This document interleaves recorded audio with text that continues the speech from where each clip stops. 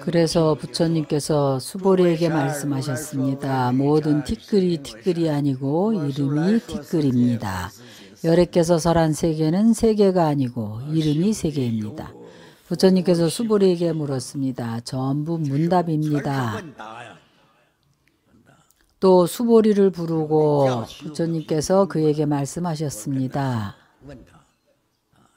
어떻게 생각하느냐고 그에게 물었습니다. 수보리야, 너는 어떻게 생각하느냐? 32가지 좋은 상으로 열애를 볼 수가 있는가? 지금 여러분들은 세계가 아니고 티끌이 아님을 알았습니다. 그럼 부처님의 32가지 좋은 상에 대해서는 어떻게 보는지 다시 한번 부처님에 대해서 인식하게 됩니다. 32가지 좋은 상이 부처입니까? 32가지 좋은 상을 보면 부처를 본 것입니까? 이때 수보리가 이미 깨달아 명백하게 알았습니다. 아닙니다. 세존이시여. 32가지 좋은 상으로 열애를 볼 수가 없습니다. 열애는 32가지 좋은 상이 아닙니다. 무슨 까닭인가 하면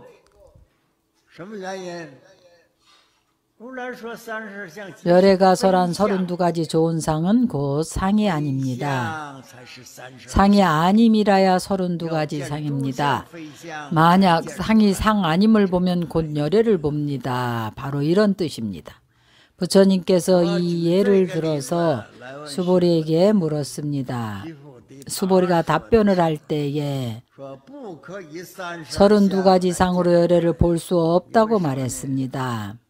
왜냐하면 32가지 상은 의탁이이지 원성실이 아닙니다. 의탁이입니다. 32가지 상은 자성이 없습니다.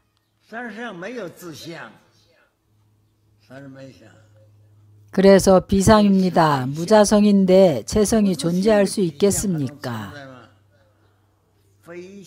비상의 상을 32가지 상이라고 합니다.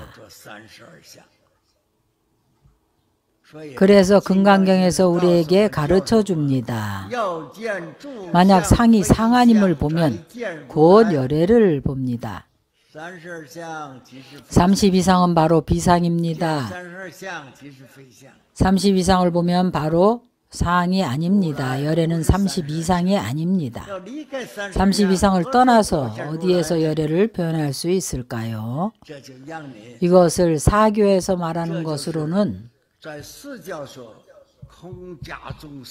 공가종 3관을 모두 구족했다고 합니다. 화엄종에서는 진공 절상이라고 설합니다.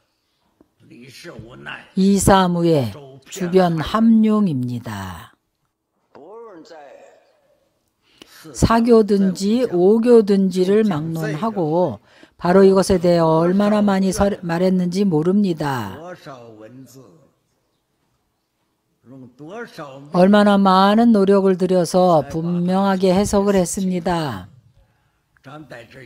우리는 여기에서 한마디로 말하고 지나갑니다. 만약 상이 상 아님을 보면 곧 열애를 보리라. 그래서 이것을 분석을 하게 되면 오교 전체가 진공절상입니다. 사교에서는 공이라고 합니다. 이사무예입니다. 공가를 합해서 이루어진 주변 함룡입니다. 이사무예, 사사무예입니다. 곧 가이고 곧 진입니다. 곧 진이고 곧 가입니다. 그래서 이 경에서는 한마디로 말하고 지나갑니다. 이것을 우리가 상세하게 설명하자면 얼마나 많은 종이와 먹이 필요할지 모릅니다. 몇 권을 써야 그것을 분명히 해석할 수 있습니다. 그래서 우리 금강경에서 설하기를 부처님께서 수보리에게 30 이상으로 부처를 볼 수 있느냐고 물었습니다. 수보리는 이때 이미 깨달아서 알았습니다. 아닙니다, 세존이시여. 30 이상으로 부처를 볼 수가 없습니다. 왜냐하면 여래께서 30 이상은 곧 상이 아니라고 하셨습니다. 그 이름이 30 이상이라고 했습니다. 그럼 어떻게 열애를 볼 수 있겠습니까? 부처님께서 또 수보리에게 말씀하셨습니다. 만약 선남자, 선여인이 항아사와 같은 숫자의 몸과 생명을 보시한다면, 만약 어떤 사람이 이경 가운데 삭구계 등을 수지하여 타인을 위해 설한다면 그 복이 매우 많습니다.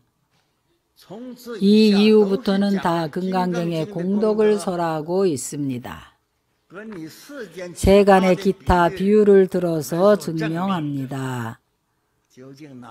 구경의 어느 공덕이 큰지를 증명합니다. 바로 우리가 말하는 공덕 이익입니다. 어느 쪽이 얻는 이익이 많은가입니다. 당연히 우리는 많이 얻고 싶어 합니다. 생명을 가지고 비교를 해서 말하면 금강경을 믿는 공덕이 큰지 아니면 나의 무량한 생명을 버려서 타인을 도와주는 공덕이 큰지를 비교하는 것입니다. 말씀하시기를 선남자 선여인이여 항아사만큼의 생명을 써서 보시를 하면 항아의 모래만큼 한 번씩 생명을 버린다면 그것은 정말로 무량무변한 것입니다. 그렇게 많은 생명을 버려서 타인을 도와주고 구해주면 공덕을 비교해 보는 것입니다. 이것이 한 예이고 다른 한 예로는 오직 금강경의 삭구계 개송 중에 한 구절을 독송하여 사람들에게 이 경전을 보고 이 경전을 수지하게 하면 이 삭구계와 항아사의 생명만큼 보시하는 것을 이 둘을 비교해 보면 어느 공덕이 크겠습니까? 생명을 가지고 금강경을 신앙하는 것과 비교합니다. 금강경을 수지하는 사람과 두 개의 공덕 중에 어느 공덕이 더 크겠습니까? 그럼 금강경을 가지고 말하자면 이 경전은 몸과 생명보다 중합니다. 무량무변한 몸과 생명을 버리더라도 금강경을 들을 수 있을지는 확실치 않습니다. 영원한 해탈을 얻지 못합니다. 다만 공덕이 있을 뿐입니다. 사람이 제일 중요시하는 것이 생명입니다. 한 사람의 인생에서 가장 중요한 것이 자기의 생명입니다. 많은 경전에서 설하기를 보살이 법을 위해서 무량겁 동안의 몸과 생명을 무궁무진하게 버립니다.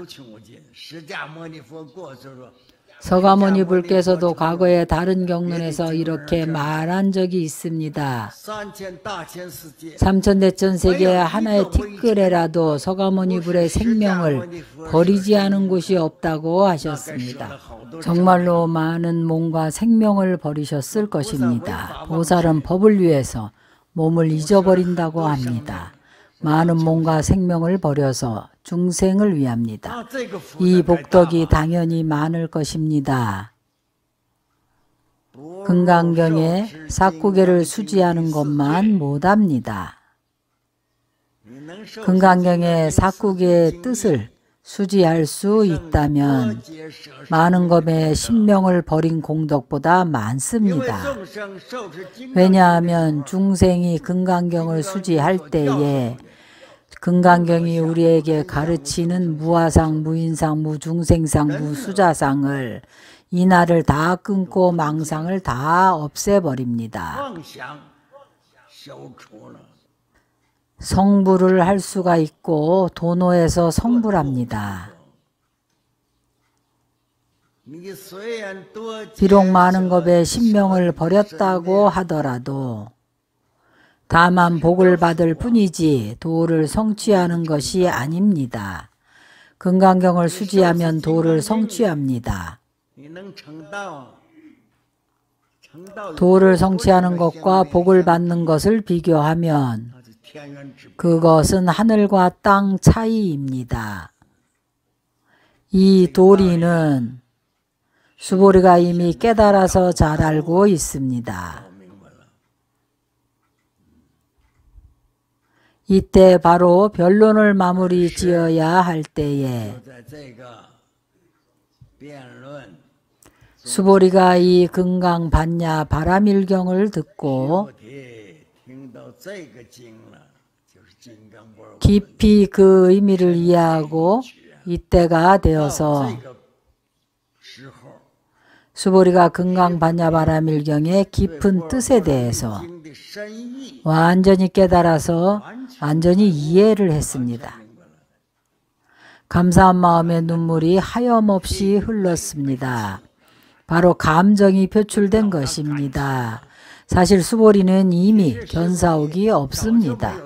현재 이르러 진사옥도 다 끊어졌습니다. 그는 자신의 감정을 표현했습니다. 부처님께 말하기를 희유하십니다. 세존이시여. 오늘 부처님께서 설한 법은 너무나 희유한 가장 귀한 법입니다. 희유는 가장 존귀하다는 뜻입니다.